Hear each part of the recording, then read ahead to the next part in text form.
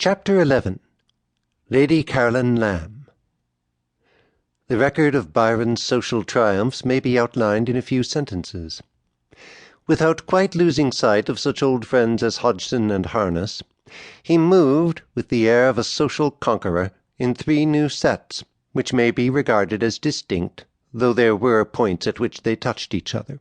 Among men of letters his chief friends were Samuel Rogers, the banker-poet, then a man verging on 50, whose superlative dinner we have seen him refusing to eat, and Thomas Moore, who had made his acquaintance by demanding satisfaction for an alleged affront in English bards which Byron had explained away. At the same time he got on very well, as he tells us, with Beau Brummel and the other dandies, being one of the 3 men of letters who were admitted to Wattiers, and was lionized in the society which we should nowadays describe as smart. It has been written that the roadway opposite to his apartments was blocked by liveried footmen conveying perfumed notes. That, as we may take it, is a picturesque exaggeration, but no doubt he received more invitations than the laws of time and space allowed him to accept. Most of them, though by no means all of them, to the great Whig houses. Lady Westmoreland, Lady Jersey, Lady Holland, and Lady Melbourne were the most fashionable of the hostesses who competed for the privilege of his company, and Lady Melbourne had a daughter-in-law, Lady Caroline Lamb. She also had a niece, Miss Anna Isabella Milbank. But it is of Lady Caroline Lamb that we must speak first. Lady Caroline was 3 years older than Byron. She was the daughter of the 3rd Earl of Bessborough, and the wife of William Lamb, who, as Lord Melbourne, afterwards became Prime Minister of England. It was a matter of opinion whether she was beautiful. It was also a matter of opinion whether she was sane. Doctors consulted on that branch of the subject had returned doubtful, non-committal answers. She was not exactly mad, they said, but she was of a temperament allied to madness. She must not be pressed to study, but must be allowed to run wild and do as she liked. She had run wild for years, reading the works of Burns, which are not written for the young, and galloping about parks on barebacked steeds, imagining the world about her instead of realizing it, and of course imagining it wrong. It is on record that she believed that bread and butter was a natural product, and that horses were fed on beef. Also that she divided the community into 2 classes, dukes and beggars, and supposed that the former would always, by some law of nature, remain wealthy, whatever they did with their money. Her charm, and she could be very charming when she liked, was that of a high-spirited, irresponsible, wilful, wayward child. She was, in short, the kind of girl whom those who loved her best would describe in the vernacular as a handful. "Of all the Devonshire house girls," William Lamb had said, "that is the one for me." That was when she was 13, and 6 years later he was still of the same opinion. He was confirmed in it when she refused his offer of marriage, proposing instead to run away with him in boy's clothes and act as his secretary. He accepted neither his dismissal nor her alternative suggestion, but persevered in his suit until he was accepted. The next thing that happened was that Lady Caroline broke into railing accusations against the bishop who performed the marriage rites, tore her wedding dress to tatters, and had to be carried to her carriage in a fainting fit. It was not a very auspicious commencement of married life, but one which prepares us for the general reflections on marriage found in her husband's commonplace book, recently edited by Mr. Lloyd Sanders. The general reason against marriage is that 2 minds, however congenial they may be, or however submissive the one may be to the other, can never act like one. It is the nature of human beings that no man can be free or independent. By marriage you place yourself on the defensive instead of the offensive in society. Every man will find his own private affairs more difficult to control than any public affairs on which he may be engaged. William Lamb's experience of married life was to be, as it were, an object lesson on those texts. At one moment Lady Caroline was to overwhelm him with doting affection, at the next to make him ridiculous. Sometimes the 2 moods followed each other as quickly as the thunder follows the lightning, as in the case of a scene of which the Kembles were involuntary witnesses when staying in the same hotel with the Lambs in Paris. Husband and wife had quarrelled in their presence, and had then withdrawn to their apartment, which faced the rooms which the Kembles occupied. The lamps were lighted, and the blinds were not drawn, so that the Kembles looked across the courtyard and saw what happened. William Lamb was in his armchair. Lady Caroline first sat on his knee, then slid to his feet, looking up into his face with great humility. This for a few moments. Then something that William Lamb said once more disturbed Lady Caroline's equanimity. In an instant she was on her feet, running round the room, pursued by her husband, sweeping mirrors, candlesticks, and crockery onto the floor in a veritable whirlwind of passion, whereupon William Lamb drew the blind, and the Kembles saw no more. That story may serve as a symbolic epitome of William Lamb's married life. We shall come to many stories of the same kind as we proceed. Lady Caroline was a creature of impulse, and there was nearly always a man in the case. She easily persuaded herself that any man who was polite to her was in love with her. Both Moore and Rogers were among the victims of whom she boasted, and she would not allow the contrary to be suggested. Moreover, besides being self-willed in matters of the heart, she liked to afficher herself with every man for whom she felt a preference, and to declare the state of her affections to the world with the insistent emphasis with which the sensational virtues of soaps and sauces are set forth on the hoardings. Whether she deliberately sought notoriety, or merely did what she chose to do without fear of it, remains to this hour an open question. All that is certain is that she did in fact make herself very notorious indeed, and that there was more scandal than subtlety in her attempts to monopolize Byron, to whose heart she laid siege, with all the audacity of a stage adventuress, in the presence of a large, amused, and interested audience. It was Lady Westmoreland who introduced them. She did not introduce Byron to Lady Caroline, but Lady Caroline to Byron.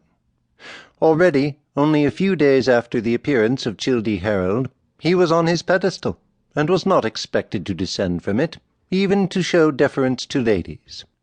"He has a club foot and bites his nails," Rogers had told her. "If he is as ugly as Aesop, I must know him," she had answered. But now that she was brought to him, she shrank from him, whether because she was afraid, or because she wished to provoke and pique him. "I looked earnestly at him," she told Lady Morgan, "and turned on my heel." And she went home and wrote in her diary the impression that Byron was mad, bad, and dangerous to know. That was the first scene in the comedy. The second took place at Holland House, and the third at Melbourne House. Lady Caroline's recollections of them were recorded in Lady Morgan's reminiscences. "I was sitting with Lord and Lady Holland when he was announced. Lady Holland said, 'I must present Lord Byron to you.' Lord Byron said, 'That offer was made to you before. May I ask why you rejected it?' He begged permission to come and see me. He did so the next day. Rogers and Moore were standing by me. I had just come in from riding. I was filthy and heated. When Lord Byron was announced, I flew out of the room to wash myself. When I returned, Rogers said, 'Lord Byron, you are a happy man. Lady Caroline has been sitting here in all her dirt with us, but when you were announced, she flew to beautify herself.' Lord Byron wished to come and see me at 8 o'clock, when I was alone. I said he might. He did. And from that moment for more than 9 months he almost lived at Melbourne House. The rest, in Lady Caroline's opinion, at all events in one of her opinions expressed in an angry letter, was all William Lamb's fault. 'He cared nothing for my morals,' she remarks. 'I might flirt and go about with what men I pleased. He was privy to my affair with Lord Byron, and laughed at it. His indolence renders him insensible to everything. When I ride, play, and amuse him, he loves me. In sickness and suffering, he deserts me.' That protest, however, is wholly unjust and only partly true. A married woman who has no sooner met a man than she arranges to dine tete-a-tete with him is hardly entitled to describe her flirtation to her husband's contributory negligence. Lady Caroline not only did that, but also, in her wilful way, plunged at once into a compromising correspondence. Her very first letter to Byron, according to Rogers, assured him that if he was in any want of money, all her jewels were at his disposal. In another letter of approximately the same date we find her writing, The rose Lord Byron gave Lady Caroline Lamb died in despite of every effort made to save it, probably from regret at its fallen fortunes." Evidently Lady Caroline had thrown herself at Byron's head before William Lamb guessed what was happening. Afterwards, no doubt, he knew what the rest of the world knew. But he also knew what the rest of the world did not know, and what Lady Caroline herself only imperfectly realized. How froward and changeable were his wife's moods, how great was the risk of hysterical explosions if those moods were crossed, what a handful she was, in short, and how very difficult it was to handle her, and so he left things alone. Leaving things alone, indeed, was William Lamb's regular formula for the solution of the problems alike of public and of private life. He believed that problems left alone tended to solve themselves, just as letters left unanswered tend to answer themselves. On the whole, the principle had worked, if not ideally, yet well enough for the practical purposes of domestic life. Things had happened before, and, being left alone, had ceased to happen. In his desk lay a letter relating to some previous ebullition, the particulars of which are wrapped in mystery. "I think lately, my dearest William," Lady Caroline had written 3 years before, "we have been very troublesome to each other." It was true, and it had not mattered. The fire, if there had been a fire, had burnt itself out. The hysterics, it was not to be doubted that there were hysterics, had subsided with the passing of the occasion which had called them forth. The clouds had been dispersed, and the sun had shone again. Why should not this chapter in his domestic history repeat itself? He was very fond of his wife. He hated Rose. He wished to take no risks. The best way of avoiding risks was to humour her. So he humoured her, remembering how she had railed at the bishop on her wedding day, knowing no doubt how little a thing might upset her mental balance, and making every possible allowance. And the only attempt at intervention came from Lady Melbourne, who remonstrated, not with Lady Caroline, but with Byron. He struck an attitude and waved the matter on one side. "You need not fear me," was his reply. "I do not pursue pleasure like other men. I labour under an incurable disease and a blighted heart. Believe me, she is safe with me." No one knows whether she was, in the narrow sense of the word, safe with him or not. Rogers thought that she was, but admitted that he did not really know. In any case, she was not safe from herself, or from the tongue of scandal. She was really in love. Her devotion was no passing fancy, and she did not care who knew it.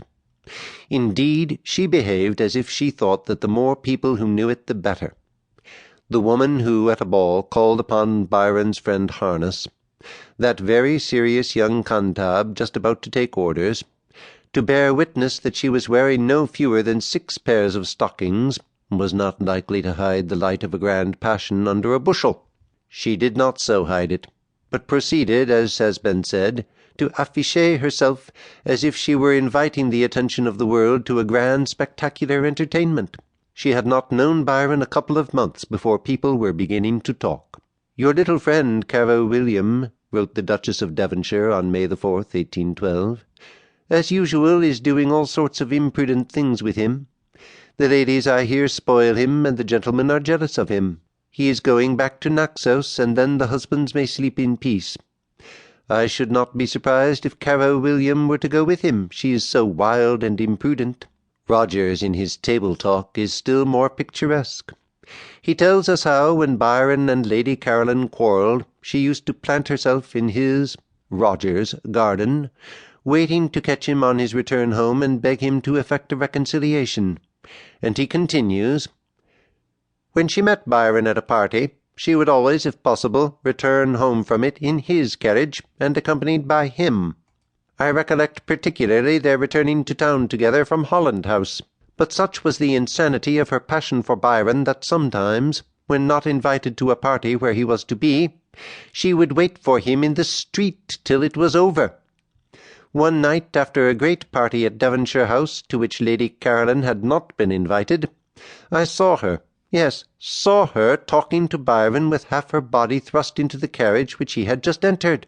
In the midst of, and in consequence of, these spectacles, Lady Melbourne decided to take Lady Caroline to Ireland.